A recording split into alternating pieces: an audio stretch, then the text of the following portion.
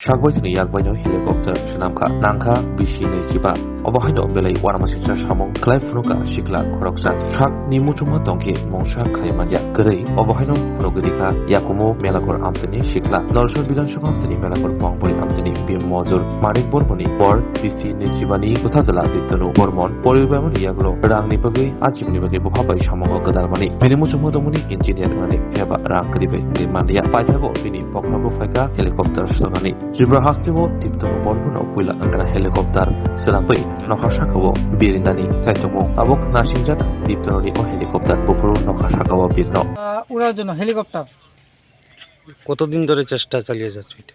চেষ্টা চালিয়ে যাচ্ছি আজ থেকে 4 বছর আগ থেকে চেষ্টা চালিয়ে যাচ্ছি। ওয়ার্কিং আছে 7 মাস হলো। তো মানে হেলিকপ্টার বানানোর জন্য এই চিন্তাধারাটা কিভাবে আসলো?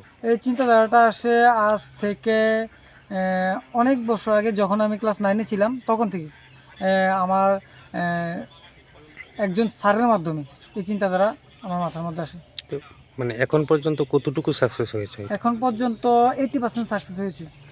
মানে এখন মানে আরো কি কাজ বাকি আছে? হ্যাঁ, আরও 20% কাজ বাকি আছে।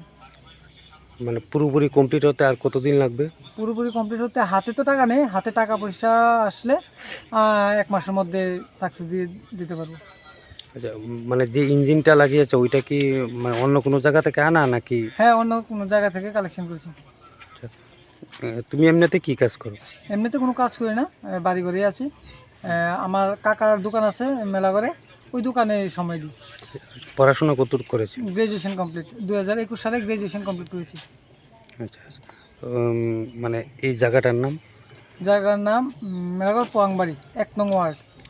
তোমার নামটা কি? আমার নাম দীপ্তনু বর্মন, বাবা মানিক বর্মন। মানে তোমার যে এই উদ্যোগটা মানে তুমি মানে পুরোপুরিভাবে সফল হতে পারবে মানে মানে কি ধারণা রয়েছে?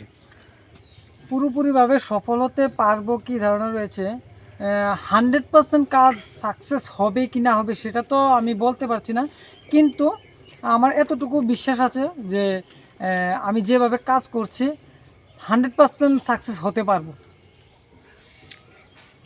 তো মানে এখন কি টাকার জন্য কি কাজ বাকি? টাকার জন্য পারছি না, এখন কিছুদিন